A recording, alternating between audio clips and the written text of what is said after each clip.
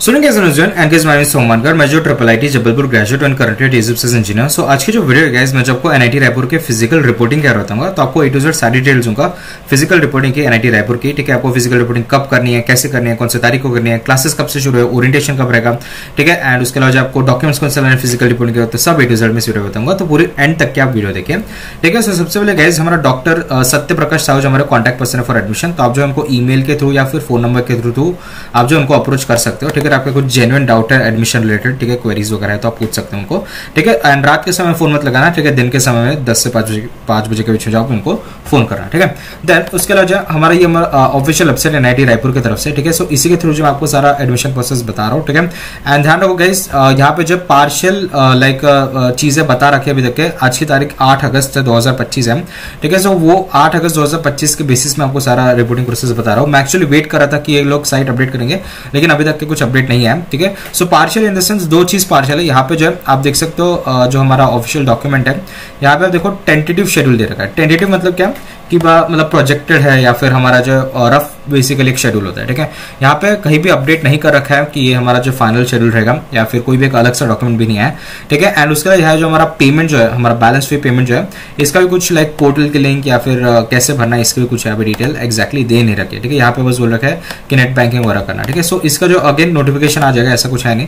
ठीक है, इसका नोटिफिकेशन आ जाएगा, लेकिन आपको जो है अपडेटेड रहना पड़ेगा साइट पे, मैं पहले बोल रहा हूँ। ठीक है, सो शुरू करते हैं इस वीडियो से। हमारा ऑफिशियल डॉक्यूमेंट है एनआईटी रायपुर की तरफ से for the latest admission of BTech और आर्किटेक्चर थ्रू जोसा SASAB। ठीक है, तो वेन्यू जो रहेगा गाइस, वेन्यू आपका मेन बिल्डिंग रहेगा, second floor, room number D4 में, एनआईटी रायपुर के कैंपस में। तो यहाँ पे जो आपको फिजिकल रिपोर्टिंग करनी है। ठीक है, सो यहाँ पे आप देखो जो भी बीटेक और बी आर्किटेक्चर जो लेटेस्ट बैच है 2025-26 वालों के लिए, जिनको एनआईटी रायपुर मिली है, ठीक है, सो उनको बेसिकली सारी डिटेल्स फॉलो करना है। ठीक है, सो आपको जो है इधर जोसा SASAB के थ्रू आपको एडमिशन मिली होगी। ठीक है, एंड ठीक है, सो हम आगे बढ़ते हैं।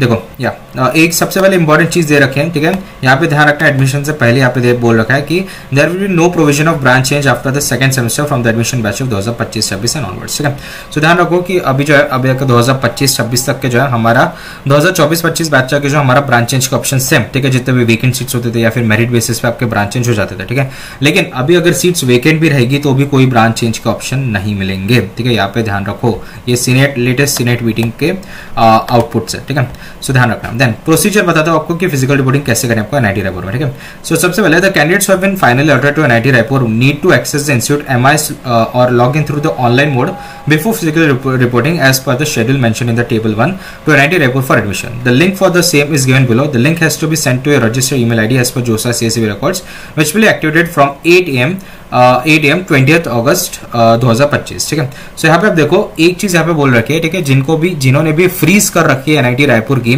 जिनको भी सीट अलॉट हो चुके हैं एनआईटी रायपुर में, उन्होंने फ्रीज कर चुका है। ठीक है, सबसे पहला जो स्टेप रहेगा आपको ऑनलाइन रिपोर्टिंग रहेगा। ठीक है, सो ऑनलाइन रिपोर्टिंग कैसा रहेगा? ठीक है, अभी मान लो आपको जोसा में सीट अलॉट हुई है या SASAB 1, 2, 3 कहीं भी अलॉट हुआ है, आपको MIS जो है हमारा क्या ERP पोर्टल आप समझ सकते हो, वो हमारा। ठीक है, सो इसके लिंक यहाँ पे दे रखी है। ठीक है, इसके लिंक भी मैं डाल दूंगा डिस्क्रिप्शन में। ठीक है, सो ये जो है यहाँ पे इमेज लोड नहीं हो रही है अभी तक है। ठीक है, सो यहाँ पे आप देखो, यहाँ पे एनआईटी रायपुर का लोगो रहता है बेसिकली। सो यहाँ पे देखो एडमिशन बैच 2025-26 आप देख सकते हो, ये हमारा जो हमारा MIS पोर्टल है। ठीक है, सो ऑनलाइन रिपोर्टिंग स्टेप 1 आपको ऑनलाइन रिपोर्टिंग करनी है इसके थ्रू। ठीक है, यहाँ पे जो डिग्री सिलेक्ट करनी है, जो भी आपको मिला होगा, सो बीटेक अगर हम सिलेक्ट करते हैं तो यहाँ पे रजिस्ट्रेशन नंबर और roll number, date of birth और मोबाइल नंबर। ठीक है, सो ये तो आप डाल ही सकते हो। ठीक है, रजिस्ट्रेशन नंबर में क्या करना है? ठीक है, सो इसकी डिटेल्स जो आपको दे रखे हैं। ठीक है, यहाँ पे देखो user manual for accessing MIS portal is given at page number 11 to 12। ठीक है, सो 11 से 12 अगर हम पेज देखते गए, सो यहाँ पे आप देखो, सो जैसे ही आप जो है इस पोर्टल पे आप लॉगिन करोगे। ठीक है, सो जैसे आप विंडो ओपन करा, ये जैसे मैंने आपको बताया DOB रोल नंबर DOB आपने डाल दिया। ठीक है, और यहाँ पे आपने डिग्री वगैरह सिलेक्ट कर ली। ठीक है, सो फोन नंबर भी आपने डाल दिया। सो यहाँ पे आप देखो रजिस्ट्रेशन नंबर और रोल नंबर में जो आपको क्या डालना है। ठीक है, यहाँ पे आपको दे रखा है कि आपको 1 मिनट यहाँ पे मेंशन था। ठीक है, ठीक है, यहाँ पे देखो the candidate to log in to the institute interface MIS। ठीक है, for provisional admission through JEE main application. Date of birth आप डाल दोगे। ठीक है, जो आपका एप्लीकेशन नंबर है ना, वहाँ पे आपको JEE मेन का एप्लीकेशन नंबर डालना है। रोल नंबर अभी तक आपको अलॉट नहीं होगा। ठीक है, सो आपको जो JEE मेन का एप्लीकेशन ही डालना है। ठीक है, please fill in all the like editable fields as provided to your log in with correct information and upload your photo and signature and email will be sent your registered email ID on successful completion of the above entry on MIS।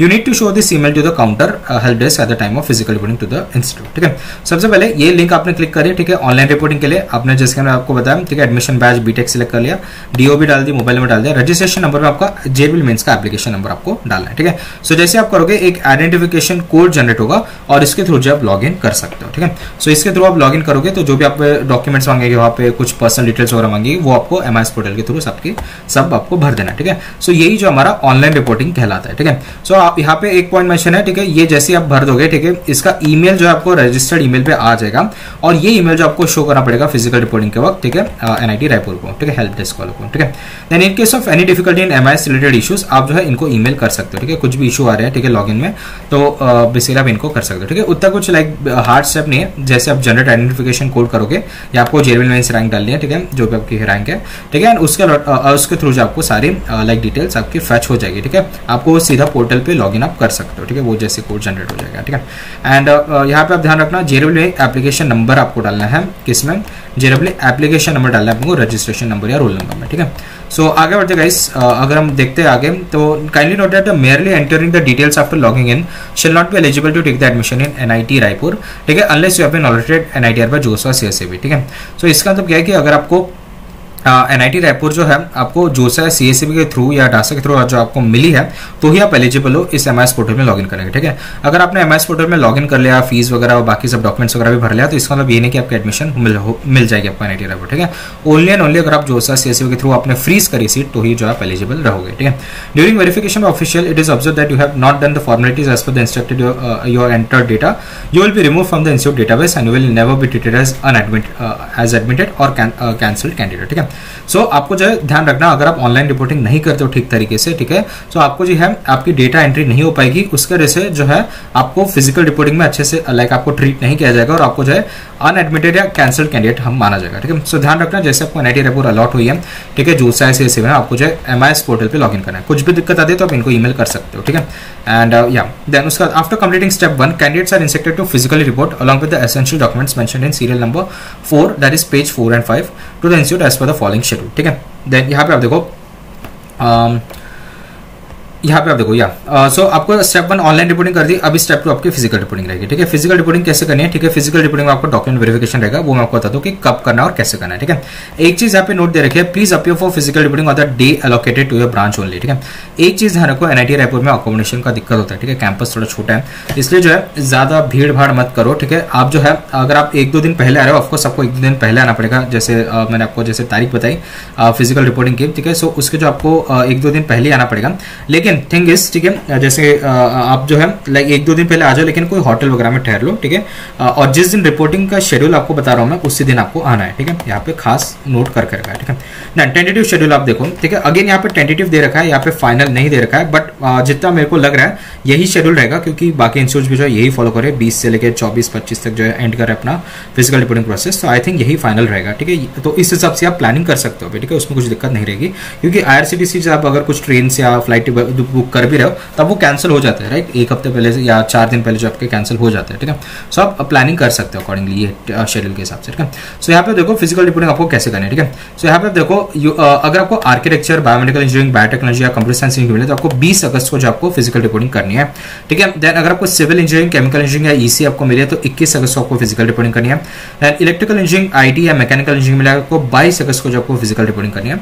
And एक चीज यहाँ पे आप देखो, अगर आपको meteorological and material science या mining engineering आपको मिली है, ठीक है, सो आप जो है 24 तारीख को जो आपको फिजिकल रिपोर्टिंग डेट है, लेकिन आप इसके पहले आ सकते हो। क्यों, यहाँ पे आप देख सकते हो 23 तारीख को आप देखो इंडक्शन और orientation program for all allotted students on the first year. ठीक है, so note that unadmitted students may also attend this program, however the admission formalities of such candidates will be processed on the next day. ठीक है, इसका मतलब क्या है कि मान लो कि आपको जो ये 2 ब्रांच मिले, इसके बाद 25 तारीख को जो आप देखो remaining candidates of all branches listed about. ठीक है, मान लो किसी रीजन से जो आप रिपोर्टिंग नहीं कर पाए थे कोई इन तारीख में जो मेंशन तारीख है, तो आप जो 25 तारीख को जो आप फिजिकल रिपोर्टिंग कर सकते हो। ठीक है, ध्यान रखो ओरिएंटेशन प्रोग्राम जो है मैंडेटरी नहीं है, अगर आपको अटेंड करना है तो आप जो हो, आप कोई भी ब्रांच से हो, आप जो है 23 तारीख तक आ जाओ। ठीक है, कोई भी ब्रांच से हो आप। ठीक है, अगर आपको ओरिएंटेशन अटेंड करना है तो। ठीक है, एंड आपको जो बाहर होटल में रह लेना आप जो, ठीक है, आप जो है कैंपस छोटा है, थोड़ा लिमिटेड सीट है, तो आप जो होटल में रहना, एंड जिस दिन आपका फिजिकल रिपोर्टिंग है उसी दिन आना। ठीक है, ओरिएंटेशन में तो सब आ सकते हैं, लेकिन अगर आपका फिजिकल रिपोर्टिंग 2nd को तो 22nd को ही आओ। ठीक है, देन उसके अलावा यहाँ पे आप देखो 25 तारीख को जो आपको जो भी रिमेनिंग कैंडिडेट्स वो करोगे 26 को से जो आपके सारे क्लासेस शुरू हो जाएंगे, ठीक है। सो ये चीज ध्यान रखो, 26 से जो आपके क्लासेस शुरू होने वाले हैं, ठीक है। सो ये अगेन एक चीज मैं फिर से बोल रहा हूँ, जो जिस तारीख को है उसी तारीख को आपको आना है, ठीक है, एंड आपको ऑनलाइन रिपोर्टिंग करके आना है, ठीक है, ठीक है। सो आगे बढ़ते हैं फीस स्ट्रक्चर अगर हम देखते गए, सो अगर हम फीस स्ट्रक्चर देखते हैं बीटेक आर्किटेक्चर का फर्स्ट ईयर का फॉर एकेडमिक 2025-26, ठीक है। सो यहाँ पे देखो सो फर्स्ट सेम में आप देखो आपकी 1,07,800 रुपए रहेगी फीस, टोटल फीस, और सेकंड सेम में आपकी 70,300 रुपए रहेगा, ठीक है। सो ये डिटेल फीस स्ट्रक्चर मैंने ऑलरेडी वीडियो बना रखी है, तो आप मेरे चैनल के थ्रू आप जाके एनआईटी रायपुर की आप लाइक फीस की वीडियो आप देख सकते हो, ठीक है। इसमें ज्यादा टाइम वेस्ट नहीं करूंगा मैं, ठीक है। The above fees structure is semester wise since the receivable amount of the allotted candidates from जोसा CSC is less than the first semester fee, ठीक है। जैसे देखो 1,07,800 जो है हमारी टोटल फीस है। अभी उसमें से मान लो कि आप एससी पीडब्ल्यूडी कैंडिडेट तो आपने 30,000 ऑलरेडी दे रखोगे, या फिर आप जनरल ओबीसी एवलेस तो आपने जो 70,000 ऑलरेडी दे रखोगे, ठीक है। सो इसमें से माइनस करोगे तो उतनी आपकी बैलेंस फी रहेगी, ठीक है। ये कहने का तात्पर्य, ठीक है। सो यही बोल रखा है कि it is basically less than the first semester fee as mentioned over here, क्योंकि आपने ऑलरेडी पैसा दे चुके हो अपने जोसा सीएससी में, ठीक है। Candidate must pay the remaining academic fee, जिसको हम बैलेंस फी भी बोलते हैं। तो 20 अगस्त से लेकर 25 अगस्त के बीच में आपको जो है फी आपको पे करनी है, ठीक है। सो याद रखो जो आपके 20 अगस्त से लेकर 25 अगस्त के बीच में आपको सारी पेमेंट करनी है बैलेंस फी की, ठीक है। सो यहाँ पे आप देखो पेमेबल अमाउंट में आपको बता दो कितना आपको पे करना है, ठीक है। सो अगर आप जनरल ओबीसी एलओएस जिनकी फैमिली का मोर देन 5 लगे तो आपको 37,000 मोर आपको जो है 37,800 रुपीज आपको बैलेंस फी आपको पे करना है। कब पे करना है? 20 से 25 तारीख के बीच में आपको करना है, ठीक है। जनरल ओबीसी ईडब्ल्यूएस आपको 1 लाख से 5 लाख के बीच में अगर आपकी फैमिली इनकम है तो आपको कोई फी नहीं देनी है। जनरल ओबीसी एलओएस जिनके family income less than 1 lakh है तो उनको भी जो है कोई फी आपको बैलेंस फी नहीं देनी है, ठीक है। लेकिन अगर आप एसएससी पीडब्ल्यूडी कैंडिडेट तो आपको 15,300 रुपीज आपको जो है बैलेंस फी देनी पड़ेगी, ठीक है। सो यहाँ पे देखो the payment can be made through various modes such as net banking, credit card, debit card और यूपीआई, ठीक है। The student need to pay the second semester fee during the registration of second semester in Jan 2026, ठीक है। So second फी से ये मत समझो कि आपको ये अभी देना है, ये आपको सेकंड सेम के वक्त देना है, ठीक है। सो ध्यान रखिए 20 अगस्त से लेकर 25 अगस्त के बीच आपको ये जो है बैलेंस फी आपको पे करनी है, ठीक है। यहाँ पे कहीं भी मेंशन नहीं है कौन से पोर्टल के थ्रू या कौन सी like bank loans, SBI collect वगैरह भी कुछ मेंशन नहीं है, तो आपकी इसकी अपडेट आ जाएगी नोटिफिकेशन में, ठीक है। सो उस पर बने रहे, ठीक है। क्योंकि यहाँ पे बस दे रखा है कि आप ये ऑप्शन यूज कर सकते हो, बट कोई स्पेसिफिक लिंक या पोर्टल नहीं दे रखा है, ठीक है। देन ट्यूशन फी एडमिशन यहाँ पे आप देखो जनरल ओबीसी एलओएस जिनके family income basically 1 lakh to 5 lakh या लेस देन 1 लाख है, तो उनको जो है बेसिकली उनको एक फैमिली इनकम सर्टिफिकेट लाना पड़ेगा जो कि कंपेटेंट अथॉरिटी जैसे डीएम, डीसी, एसडीएम, एसडीओ, तहसीलदार, ठीक है। इसके नीचे कोई पोजीशन नहीं होने चाहिए, ठीक है। ये जो है ये इसके कोई नीचे रैंक वाली पोजीशन वाले नहीं होने चाहिए। ये सारे पोजीशन के जो आदमी होते हैं ना, इनसे आप बनवा सकते हो फैमिली इनकम सर्टिफिकेट, वेरीफाई होनी चाहिए, ठीक है। For the latest financial year जो अपना 1 अप्रैल 2025 के बाद वाला होना चाहिए, ठीक है। लेटेस्ट होना चाहिए आपको, ठीक है। फैमिली बेसिकली आपका मम्मी पापा दोनों करेगा, ठीक है। Without a valid income certificate students को जो है आपको एडमिशन नहीं दिया जाएगा ट्यूशन फी में, ठीक है। डॉक्यूमेंट्स रिक्वायर्ड आप देखो the eligibility and other criteria will be as per JoSAA CSAB business rules. The following essential documents mentioned below are required to be produced original at the time of physical reporting. Please bring basically photo copies as mention, ठीक है। सो यहाँ पे क्या दे रखा है आपको documents कौन से लाने, बेसिकली ये बता रहा हूँ मैं आपको फिजिकल रिपोर्टिंग को, ठीक है। इसके अलावा जो भी मैं आपको डॉक्यूमेंट्स बता रहा हूँ आपके जो 4-5 जेरॉक्स कॉपी निकाल लो, जेरॉक्स कॉपी या फोटो कॉपी जो भी आप बोलते हो वो निकाल के ला लो। क्यों? क्योंकि यहाँ पे लाइक 1-2 कॉपी तो इनको देना पड़ेगी, उसके अलावा जो कुछ कॉपीज आपके स्कॉलरशिप से इधर उधर लगेंगे, ठीक है। सो प्लीज इसको जो है आप ला लेना ऑन द सेफर साइड, ठीक है। वहां पे कहाँ भटकते बैठोगे, ठीक है। सो यहाँ पे अगर हम देखते गाइस, सो सबसे पहले एडमिशन फॉर्म आपको दे रखा है। एनेक्सर 1 में आपको बताता हूँ कि कौन सा एनेक्सर 1 रहेगा, कौन सा बेसिकली आपको एडमिशन फॉर्म भर के लाना है वो आपको बताता हूँ, ठीक है। देन पासपोर्ट साइज फोटोग्राफ लगे आपके 2 कलर वाले लाना, लेटेस्ट वाले लाना, ठीक है। जेईई मेंस में अगर आपने लेटेस्ट वाले डाला तो वही आप यूज कर सकते हो, ठीक है, लेकिन लेटेस्ट लाना। Document verification cum seat acceptance letter receive from जोसा सीएससी फोटो, ठीक है। सो जैसे आपको एनआईटी रायपुर अलॉट हुई होगी, ठीक है, आपको जो एक सीट एक्सेप्टेंस लेटर आपको डाउनलोड करने का ऑप्शन होगा उसको आपको डाउनलोड करके लाना है, ठीक है। Then print out of current seat allotment, ठीक है। जो करंट सीट अलॉटमेंट है आपको जोसा से मिली या सीएससी से मिली, जहां से भी मिली, आपको उसका करंट सीट अलॉटमेंट है ये भी वहां से डाउनलोड हो जाएगा जोसा से, ठीक है। देन स्कोर कार्ड और बेसिकली आपका एडमिट कार्ड डाल लेना आप जेईई मेंस का 2025, ठीक है। क्लास 10th का बेसिकली आपको मार्कशीट और बोर्ड सर्टिफिकेट लगेगा as proof of name and date of birth, ठीक है। सो आपका नाम और डेट ऑफ बर्थ वेरीफाई करने के लिए आपको क्लास 10th की जो आपकी मार्कशीट या फिर पासिंग सर्टिफिकेट लाना पड़ेगा। अगर आपके पास एडमिट कार्ड है तो वो भी आप ला लेना ऑन द सेफर साइड, ठीक है। देन क्लास 12th की आपको पासिंग सर्टिफिकेट और मार्कशीट लगेगी, ठीक है, ऑफ क्वालिफाइंग एग्जामिनेशन, ठीक है। अगर आपका क्लास 12th का एडमिट कार्ड है तो वो भी आप ला लेना, ठीक है, ऑन द सेफर साइड, ठीक है। अगर आप ओबीसी, एनसीएल या फिर जनरल ईडब्ल्यूएस या फिर SC कैटेगरी हो तो आपको एक जो हमारा सेंट्रल गवर्नमेंट का जो फॉर्मेट होता है, ठीक है, सर्टिफिकेट का, कैटेगरी सर्टिफिकेट का, वो आपको लाना है। बेसिकली जो भी आपका जोसा CSCB में वैलिड था ना कास्ट सर्टिफिकेट, वही आपको लाना है, ठीक है। होता है कि महाराष्ट्र के स्टूडेंट्स में क्या होता है, ठीक है, महाराष्ट्र के स्टूडेंट्स में आपको थोड़ा दिक्कत जाता है, आपको जो है आपके क्योंकि महाराष्ट्र में स्टेट का भी आपका जो है कैटेगरी सर्टिफिकेट होता है, ठीक है। सो अगर आपका स्टेट लेवल का जो आपका कैटेगरी सर्टिफिकेट है तो इसके कास्ट वैलिडिटी होती है, ठीक है। सो आपको कास्ट वैलिडिटी भी लानी होगी अगर आप महाराष्ट्र स्टूडेंट हो, अगर आपके पास होगी तो, ठीक है। यहाँ पे कहीं भी मेंशन तो वैसे नहीं कर रखा है, ठीक है, बट अगर ऐसा कुछ है तो आप ऑन द सेफर साइड आप महाराष्ट्र स्टूडेंट को आप कास्ट वैलिडिटी ला लो, ठीक है। बाकी जो भी आपका जोसा CSC में जो आपको सेंट्रल गवर्नमेंट का फॉर्मेट था ना कास्ट सर्टिफिकेट, वो ही वैलिड है, चिंता मत करो। अगर आपके पास कास्ट वैलिडिटी है तो वो आप ला लेना, ठीक है। देन अगर आप OBC NCL हो या जनरल EWS हो, ठीक है, आपको जो है एक जो भी सर्टिफिकेट रहेगा वो लेटेस्ट 1 अप्रैल के बाद वाला लेना पड़ेगा, ठीक है। देन उसके बाद यहाँ पे देखो candidate submitting the caste certificate need to verify the correct caste name in the state wise central list of SC ST OBC as a requested government of India portal, ठीक है। सो यहाँ पे आप वही बेसिकली जो इसकी जो लिस्ट आती है बेसिकली वो आप देख सकते हो गवर्नमेंट ऑफ इंडिया पोर्टल पे, उसके थ्रू जो आपके वो रहने चाहिए कास्ट, ठीक है। सो उसके अलावा यहाँ पे देखो सर्टिफिकेट विद PWD, ठीक है। चलो अगर आप PWD स्टूडेंट हो तो आपको उसका एक प्रॉपर फॉर्मेट में आपको सर्टिफिकेट लाना पड़ेगा जो कि जोसा CSCB का वैलिड है, ठीक है। मेडिकल सर्टिफिकेट अगेन वही जो जोसा CSCB का फॉर्मेट था वही आपको लाना है। TC, leaving certificate, migration certificate और कैरेक्टर सर्टिफिकेट आपको लाना पड़ेगा, ठीक है। सो यहाँ पे आप देखो ये जो 3 चीजें आपको जहां से भी अपनी 11th 12th कर रखा है ना वहीं से आपको मिल जाएगी, जो भी स्कूल या कॉलेज से कर रखा है वहीं पे आपको TC, माइग्रेशन, कैरेक्टर मिल जाएगा, तो उनसे मांग के आपको लाना है। ध्यान रखिए ये ओरिजिनल डॉक्यूमेंट आपको देना पड़ेगा, ठीक है। सो इसकी कलर जेरोक्स या स्कैन कॉपी रख ले, ठीक है। अगर कहीं और लग रही है तो उनको आप दे सकते हो, लेकिन कॉलेज जो है ये आपके डॉक्यूमेंट रख लेंगे हमेशा के लिए, ठीक है। आधार कार्ड और any government issue ID card, ठीक है। सो आप जो आधार कार्ड, पैन कार्ड, ठीक है, आपका पासपोर्ट या ड्राइविंग लाइसेंस ला सकते हो। ऑन द सेफर साइड आप आधार कार्ड ला लो, ठीक है। इनकम सर्टिफिकेट जैसे मैंने आपको बताया लेटेस्ट होना चाहिए 1 अप्रैल के बाद वाला, ठीक है। और तहसील जो भी बनाया DM, SD, SDM, तहसीलदार, वो उनसे ही होने चाहिए बने, ठीक है, अगर आप जनरल OBC रेलवे कैंडिडेट हो तो।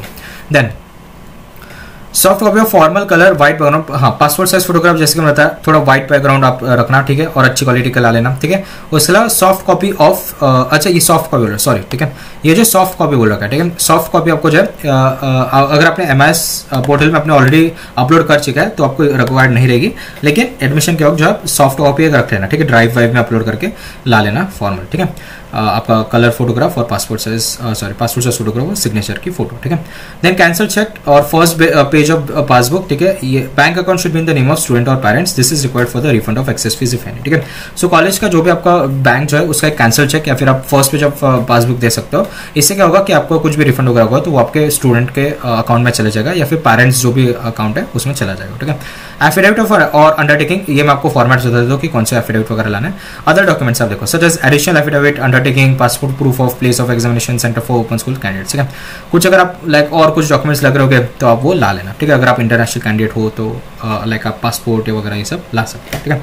Then original documents mentioned under points will be retained by the institute, remaining documents will be returned to the candidate after physical verification, ठीक है।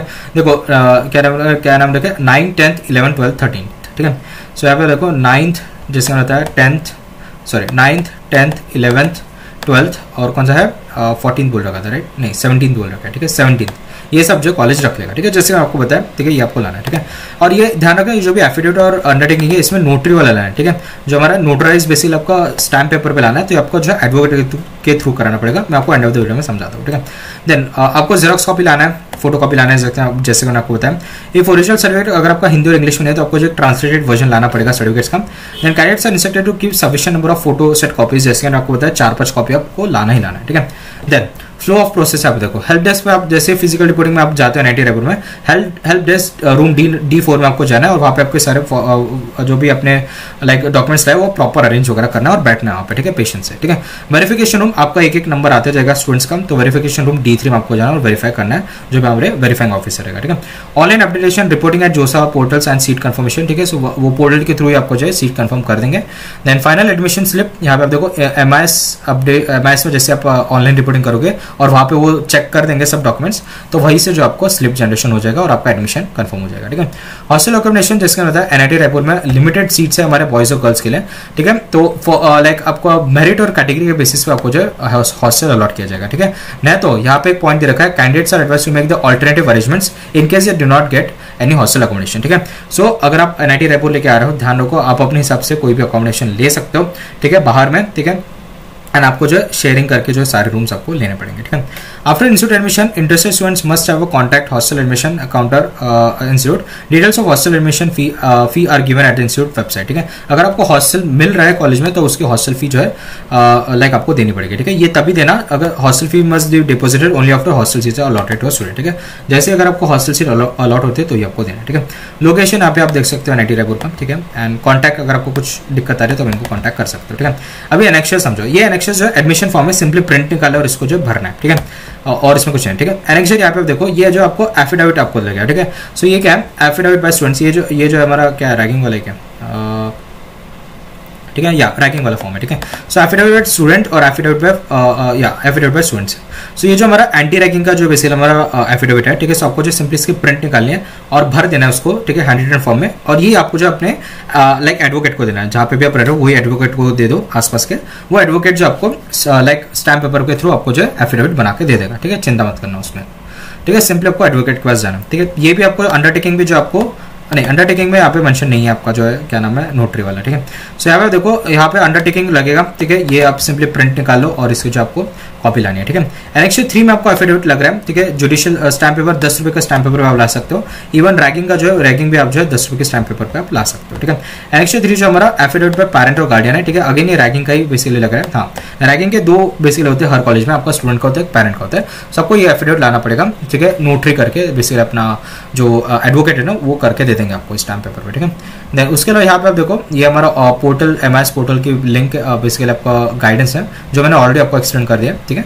सो इसके अलावा तो और कुछ इन्फॉर्मेशन नहीं दे रखी है, ठीक है। एक चीज़ है यहाँ पे, ठीक है, जो भी आप डॉक्यूमेंट्स ला रहे हो गाइस, ठीक है, ओरिजिनल लाना और फोटोकॉपीज ला लेना उसके साथ, ठीक है। बैलेंस फी की यहाँ पे कुछ डिटेल्स नहीं दे रखी है तो आप साइट पे बने रहे, ठीक है। वो बता देंगे कौन से लिंक पे करना है, वो भी 20 से 25 तारीख के बीच में करना है। बाकी फिजिकल रिपोर्टिंग आप देखो 20 तारीख से लेकर 25 तारीख का आपका फिजिकल रिपोर्टिंग रहेगा। अपने ब्रांच वाइज आप आ जाना, अगर आप नहीं आ पाते हो तो आपको 25 तारीख को आपको आना पड़ेगा। अगर आप 25 तारीख को नहीं आते हो तो आपका एडमिशन कैंसिल भी हो जाएगी, ठीक है, हो सकती है, ठीक है। सो यही चीज़ आप देखना। एंड ओरिएंटेशन मैंडेटरी नहीं है, अगर आपको अटेंड करना है तो आप उस हिसाब से प्लानिंग करें, लेकिन आपको होटल में रहना पड़ेगा कहीं बाहर में, ठीक है। एंड उसके अलावा ये टेंटेटिव बोल रखा है, हालांकि मुझे ऐसा लग रहा है कि ये सेम ही होगा क्योंकि लाइक सारे इंस्टीट्यूट यही फॉलो कर रहे हैं, यही डेट्स, ठीक है। अगर यहाँ पे जो है अपडेटेड आप जो है इस साइट जो मैंने आपको बताया ना, यहाँ पे सारे चीज़ अपडेट होते रहेंगे, ठीक है। सो प्लीज़ इस पे बने रहे और जो भी लेटेस्ट अपडेट आ रहे हैं 8 अगस्त के बाद तो आप इनके थ्रू आप देख लेना, ठीक है। सो ये थी कैसा वीडियो, होप आपको जो वीडियो पसंद लगी। अगर आपको वीडियो पसंद है so please like share subscribe channel. मिलते हैं नेक्स्ट वीडियो में, तब तक के लिए टाटा बाय बाय।